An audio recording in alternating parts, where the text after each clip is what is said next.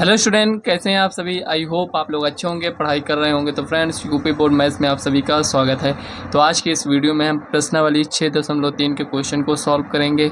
लेकिन क्वेश्चन को सॉल्व करने से पहले हम इसका थोड़ा सा बेसिक समझेंगे, उसके बाद हम क्वेश्चन को सॉल्व करेंगे। तो देखिए फ्रेंड्स, अगर आप 6.2 को अभी तक सॉल्व नहीं किए हैं तो आप इसी चैनल के प्लेलिस्ट में जाकर वहाँ से एक तरफ से वीडियो को देख सकते हैं। तो यहाँ पर देखिए, जैसा कि आप इस टाइप के क्वेश्चन यहाँ पर देख पा रहे होंगे, हो सकता है आपको अभी ना समझ में आए, लेकिन जब इसका हम बेसिक थोड़ा सा समझ लेंगे तो ये सभी क्वेश्चन आप खुद से भी सॉल्व कर सकते हैं। तो चलिए बेसिक को समझते हैं। तो सबसे पहले यहाँ पर हम ये देखेंगे, मान लेते हैं हमारे पास दो त्रिभुज है। एक त्रिभुज ये है, दूसरा त्रिभुज यहाँ पर ये दिया गया है। यहाँ पर इस त्रिभुज का नेम है ABC और यहाँ पर इसका नाम है, मान लेते हैं PQR। यहाँ पर दो त्रिभुज दिए गए हैं। यहाँ पर सबसे पहले हम ये समझते हैं इनको हम समरूप कैसे दिखाएंगे। मान लेते हैं यहाँ पर ये कोण इस कोण के बराबर है और ये वाला कोण इस कोण के बराबर है, ये कोण इस कोण के बराबर है। तो यहाँ पर तीनों कोण एक दूसरे के संगत यहाँ पर देखिए, मतलब देखिए यहाँ पर अगर आप इसको दिखाना चाहें तो ऐसे दिखाइए। एंगल A बराबर है एंगल P के, एंगल B बराबर है एंगल Q के और एंगल C बराबर है एंगल R के। इसी को हम इस टाइप से दिखा सकते हैं। एंगल A के संगत है यहाँ पर एंगल P और यहाँ पर एंगल B के संगत है एंगल Q और इधर देखें तो एंगल C के संगत है एंगल R। ये है, यहाँ पर तीनों कोण बराबर हैं। तो यहाँ पर हम इसको कैसे दिखाएंगे। त्रिभुज अगर समरूप दिखाना हुआ तो त्रिभुज ABC समरूप, ये समरूप का साइन है। त्रिभुज PQR ये अच्छा, यहाँ पर ठीक है, इसको हम इस टाइप से दिखा दिए हैं। तो यहाँ पर अगर आप चेक करना चाहें तो एंगल A बराबर है एंगल P के, एंगल B बराबर है एंगल Q के, एंगल C बराबर है एंगल R के। अगर ये हम समरूपता कसौटी देखें तो यहाँ पर हम क्या दिखाए थे, सभी एंगल को दिखाए थे। मतलब यहाँ पर ये भी एंगल है, ये भी। तो यहाँ पर जो आपका प्रमेय है तो यहाँ पर A समरूपता कसौटी हो जाएगा। एंगल एंगल एंगल, ये आपका ए समरूपता कसौटी से यहाँ पर इसको हम क्या दिखा सकते हैं, समरूप दिखा सकते हैं। लेकिन यहाँ पर एक बात आपको ये ध्यान में रखना है कि अगर यही त्रिभुज सेम यहाँ पर दिया गया है, इसी को हमें समरूप दिखाना है, कुछ भी चेंज नहीं करना है, तो यहाँ पर हम इसको कुछ इस टाइप से लिखेंगे। क्या इसको हम दूसरे टाइप से लिख सकते हैं? तो यहाँ पर हम थोड़ा सा इसको समझ लेते हैं। बहुत सारे स्टूडेंट यहीं पर मिस्टेक करते हैं, कहीं मतलब वो क्वेश्चन तो पूरा सॉल्व कर लेते हैं लेकिन थोड़ा सा मिस्टेक, जैसे 4 नंबर का है, 6 नंबर का है, तो फ्रेंड्स उसका आधा ही नंबर आपको मिलेगा। तो यहाँ पर देखिए क्या लिखते हैं, हो सकता है कुछ टीचर नंबर दे दें या कुछ टीचर उसको सीधे रॉन्ग कर देते हैं। वैसे भी रॉन्ग होता है, लेकिन कुछ टीचर नंबर आपको दे देते हैं कि स्टूडेंट ने अटेम्प्ट तो किया है ना क्वेश्चन को, इसलिए। तो यहाँ पर ये दिया गया है तो लिखेंगे त्रिभुज ABC, इसको हम इस टाइप से लिख सकते हैं QPR। देखिए लिखा तो त्रिभुज ही है, यहाँ पर त्रिभुज QPR, ये दोनों समरूप हैं। तो यहाँ पर देखिए अगर आप इसी को इस टाइप से लिखना चाह रहे हैं तो यहाँ पर इसको हम इस टाइप से नहीं लिख सकते हैं। समरूप दिखाने के लिए आपको ये ध्यान में रखना है कि अगर एंगल A एंगल P के बराबर है, अगर इसको हम कुछ इस टाइप से लिख देते हैं तो यहाँ पर क्या हो जाएगा, एंगल A एंगल Q के बराबर हो जाएगा, जो कि यहाँ पर ऐसा नहीं है। ठीक है ना, आप समझ में आ गया होगा। लेकिन क्या इसको हम इसी टाइप से लिखेंगे, क्या इसको थोड़ा सा हम चेंज कर सकते हैं? तो चलिए देखते हैं। तो यहाँ पर लिखेंगे त्रिभुज BAC समरूप त्रिभुज QPR। देखिए यहाँ पर इसको आप कुछ इस टाइप से लिख सकते हैं, मतलब कि यहाँ पर ऐसा नहीं लिखना है कि इसको आप चेंज नहीं किए और इसको चेंज कर दें। देखिए यहाँ पर इस टाइप से लिख सकते हैं। देखिए एंगल B किसके बराबर है, एंगल Q। अब आप यहाँ पर आकर देख भी सकते हैं, एंगल B बराबर है एंगल Q के। अब यहाँ पर देखिए एंगल C बराबर है एंगल R के। तो यहाँ पर देखिए एंगल C बराबर है एंगल R।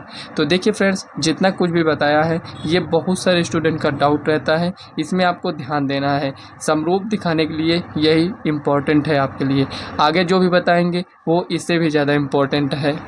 तो देखिए फ्रेंड्स, एक्सरसाइज के क्वेश्चन को सॉल्व करने के लिए जो आपका प्रमेय है, प्रमेय 6.1, प्रमेय 6.2, प्रमेय 6.3, कुछ इस टाइप से उसमें प्रमेय दिया गया है। तो यहाँ पर देखिए हम इसको ऐसे सीखते हैं, जैसे यहाँ पर मान लेते हैं ये AA ए समरूपता कसौटी से हो गया।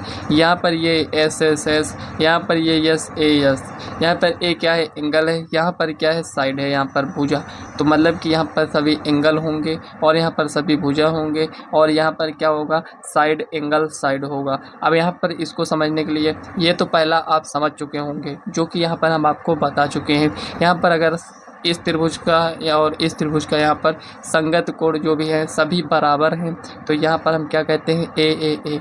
अब यहाँ पर दिखाने के लिए हम लिखेंगे त्रिभुज ABC समरूप त्रिभुज PQR। अब जब ये समरूप है तो इसको हम यहाँ पर भुजाओं को अनुपात के रूप में लिख सकते हैं। देखिए हम यहीं से लिख देंगे, अगर ये सही से लिखा है तो यहाँ पर हम लिखेंगे AB अपॉन क्या होता है PQ इक्वल टू होगा BC upon QR equal to यहाँ पर AC।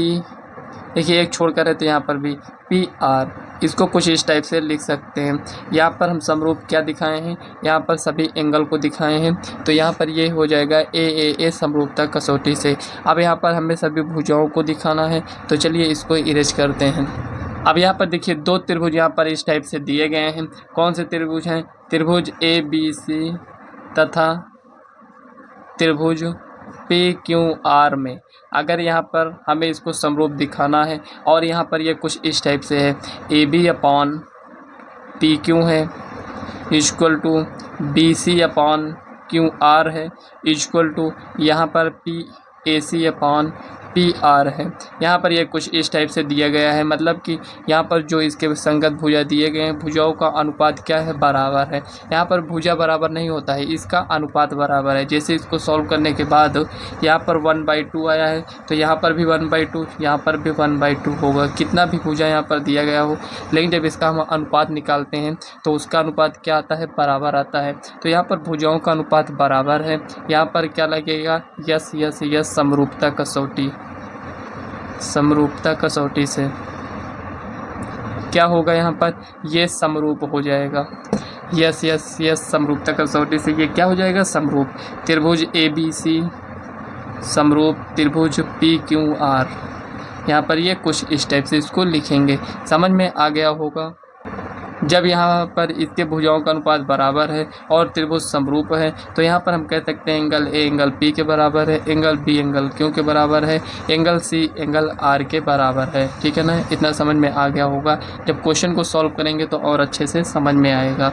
लेकिन यहाँ पर इसको आपको याद रखना है क्योंकि हो सकता है आपसे ये भी बता दिया जाए, क्वेश्चन में बोल दिया जाए कि यहाँ पर आपको ये भी बताना है कि कैसे आपने क्वेश्चन को सॉल्व किया है। ए समरूपता कसौटी से या फिर यस यस यस या फिर यस ए यस से आपने सॉल्व किया है।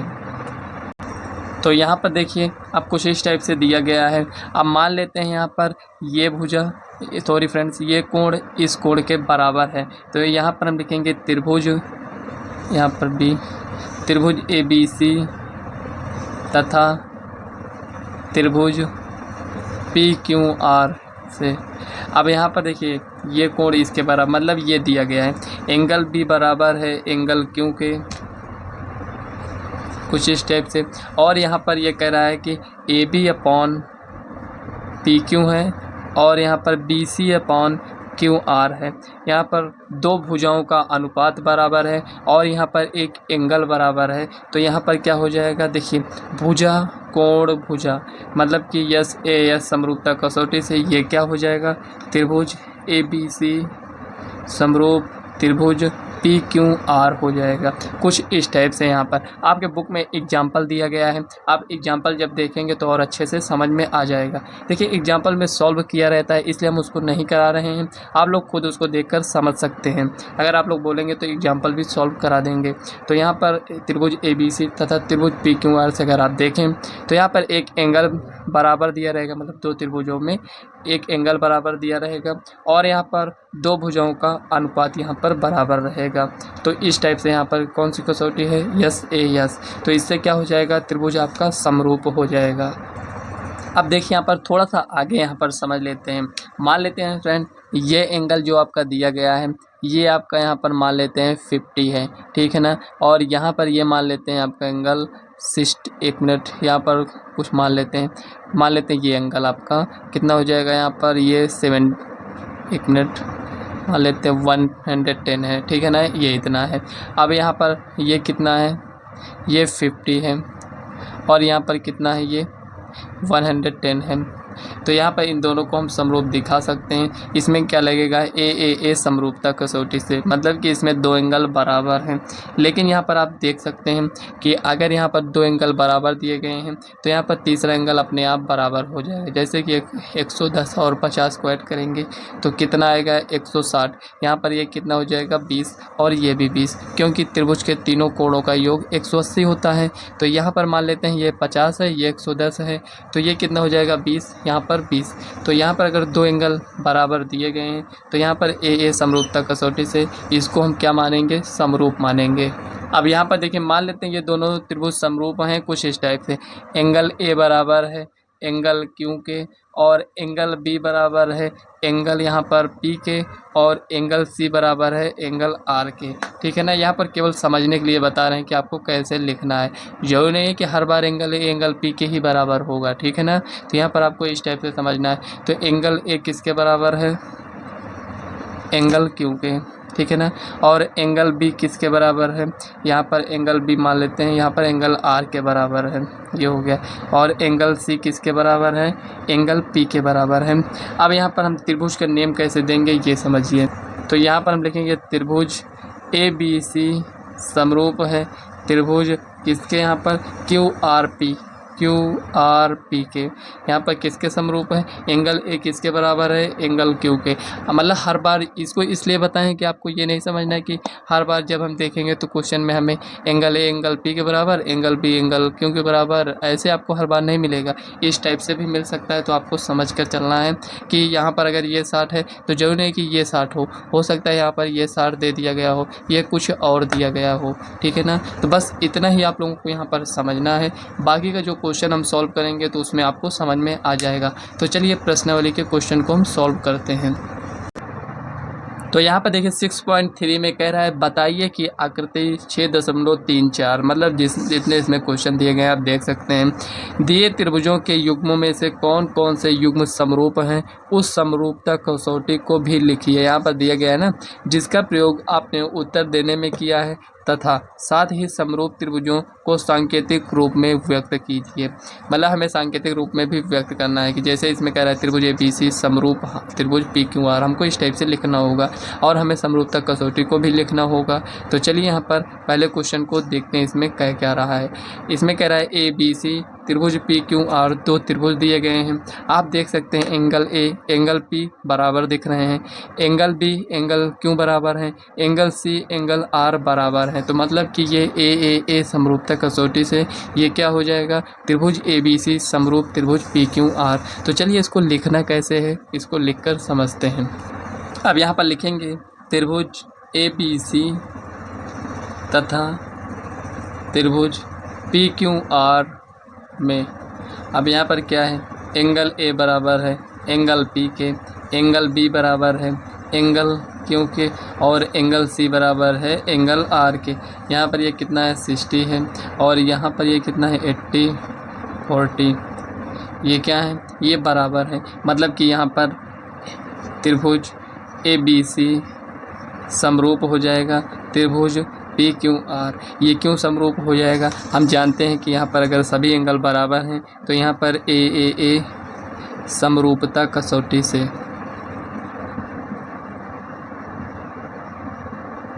यहाँ पर क्या हो जाएंगे, बराबर। तो ये पहला क्वेश्चन आपका सॉल्व हो चुका है। छोटा सा क्वेश्चन था। तो चलिए सेकंड क्वेश्चन को सॉल्व करते हैं। अब यहाँ पर देखिए सेकंड नंबर क्वेश्चन यहाँ पर दिया गया है। तो चलिए सॉल्व करते हैं। त्रिभुज ABC तथा त्रिभुज QRP में। अब यहाँ पर आप देख सकते हैं भुजाओं का अनुपात देखते हैं यहाँ पर कितना आता है। देखिए इसका डबल यहाँ पर ये है, इसका डबल यहाँ पर ये है, इसका डबल यहाँ पर ये दिया गया है। मतलब कि यहाँ पर AB अपॉन यहाँ पर क्या है, देखिए 2 का डबल यहाँ पर 4, मतलब कि यहाँ पर AB यहाँ पर QR या फिर RQ लिख लेते हैं, बराबर है यहाँ पर किसके, AC upon PR equal to यहाँ पर BC अपॉन PQ, ये इसके यहाँ पर बराबर है। तो यहाँ पर एंगल देख लेते हैं 2/, 4 equal to 3/6 equal to 2.5/5 equal to यहाँ पर कितना आएगा 1/2 के बराबर आ जाएगा। तो यहाँ पर क्या होगा कि ये जो भी त्रिभुज होगा ये समरूप होगा। यहाँ पर लिखेंगे, देखिए इसमें नेम कैसे रखना है, ये देखिए त्रिभुज ABC समरूप होगा त्रिभुज QRP के। तो इसको हम यहाँ पर RQ को यहाँ पर लिख देते हैं QR। तो यहाँ पर लिखेंगे QR। अब यहाँ पर तीसरा बचेगा क्या, यहाँ पर देखिए QR यहाँ पर क्या हो जाएगा PK। ये कैसे हुआ है SSS, क्योंकि यहाँ पर भुजाओं का अनुपात ही तो केवल बराबर दिखाए हैं, इसमें कोई एंगल तो दिया नहीं गया था। तो यहाँ पर लिखेंगे SSS समरूपता कसौटी से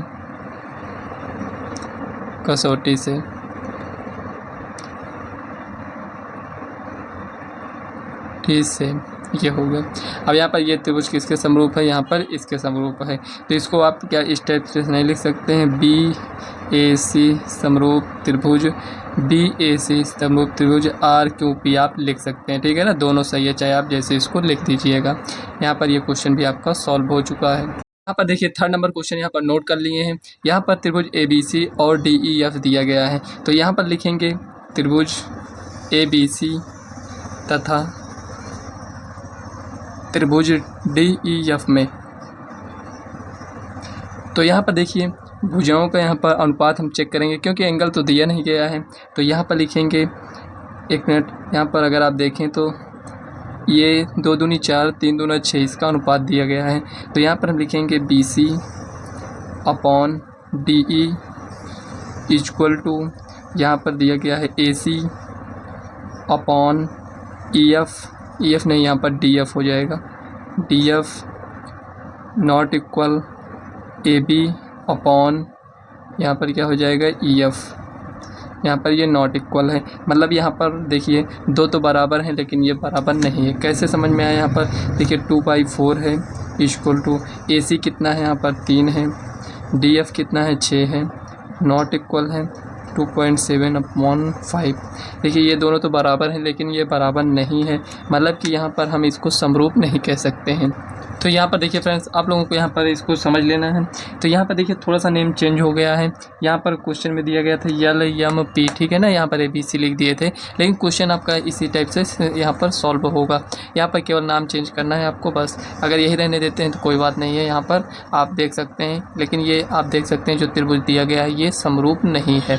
तो चलिए यहाँ पर आप लिखना चाहते हैं तो लिख सकते हैं त्रिभुज ABC तथा त्रिभुज DEF समरूप नहीं है। ये हो गया। तो चलिए नेक्स्ट क्वेश्चन देखते हैं। तो यहाँ पर देखिए 4 नंबर क्वेश्चन यहाँ पर दिया गया है। तो लिखेंगे त्रिभुज NML तथा त्रिभुज PQR में। तो यहाँ पर देखिए एंगल M बराबर एंगल Q ये दिया गया है।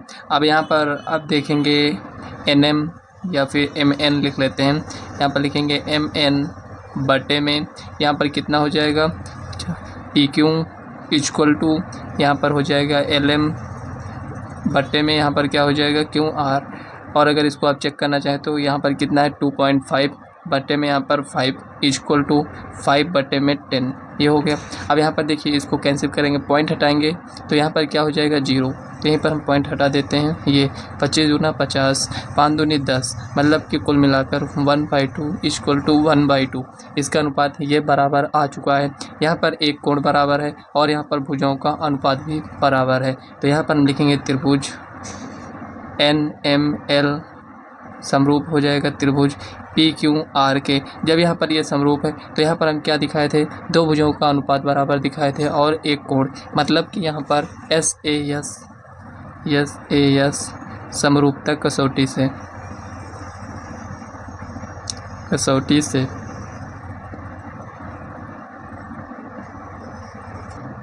तो यहाँ पर देखिए इसमें दो त्रिभुज लेंगे तो यहाँ पर लिखेंगे त्रिभुज ABC तथा त्रिभुज FDE में।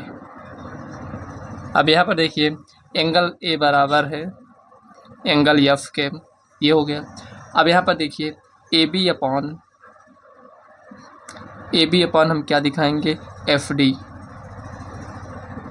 बराबर होगा किसके, यहाँ पर बी सी अपॉन, यहाँ से देखिए बी सी अपॉन डी।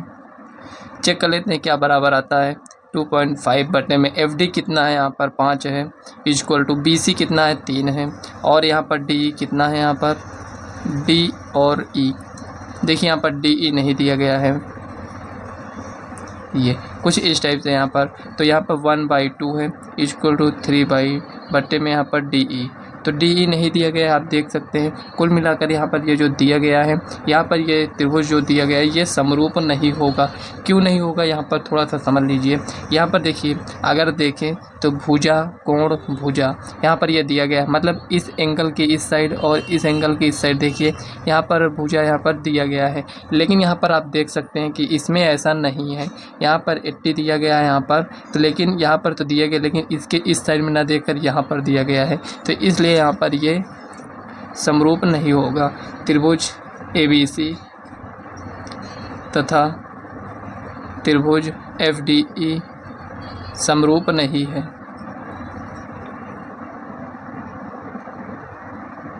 तो चलिए नेक्स्ट क्वेश्चन को सॉल्व करते हैं।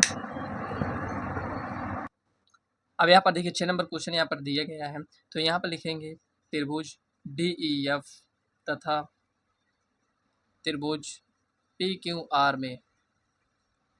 अब यहाँ पर ये है, तो यहाँ पर हम दिखा सकते हैं एंगल, देखिए अगर इसको आप यहाँ पर ज्ञात करना चाहें तो यहाँ पर लिखेंगे, देखिए त्रिभुज PQR में,